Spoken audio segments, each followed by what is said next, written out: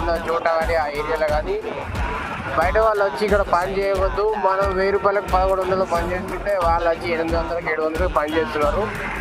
So అది మీకు అన్యాయం చేసినట్టే. మీరు అనుకుంటారు అది ఎవడో కొంతమంది అయితే ఏమవుతుంది అనుకుంటారు.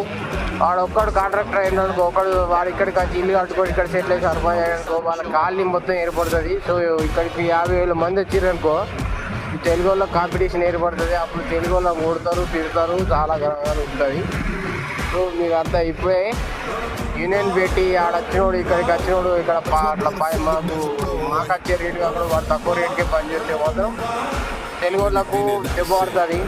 ఒక అతని కొడుకు మాటిచ్చిండు, బిడ్డ నువ్వు చదువుకో, నువ్వు మంచిగా మిషన్ లెర్నింగ్ AI ఇంజనీరింగ్ చదువుకో అన్నాడు. దానికి పని దొరకలే. వాళ్ళ కొడుకు సంవత్సరానికి వచ్చేసి 1,10,000 కట్టాలి, 4 సంవత్సరాలు చదువు. అది AI ఇంజనీరింగ్, అది ఆర్టిఫిషియల్ ఇంటెలిజెన్స్ ఇంజనీరింగ్ అది.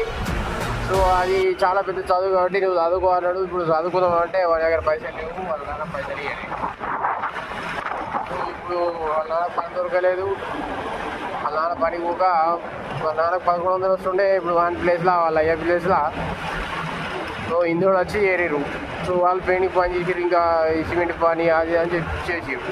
వాళ్ళందరూ ఇంట్లో వచ్చి చేసినాక వీడు ఎక్కడ పోవాలి? వాళ్ళ కొడుకు పని లేక వాడు ఇప్పుడు క్యాటరింగ్ కానీ ఇంకా ర్యాపిడో తినడం ఇటువంటి వల్ల చేసిరు. సో అట్లా తెలుగు వాళ్ళకు దెబ్బ పడుతుంది. సో మీ కొడుకులు ఎడ్యుకేటెడ్ కాదు, మీ కూతుర్లు కూడా ఎడ్యుకేటెడ్ కాలేరు.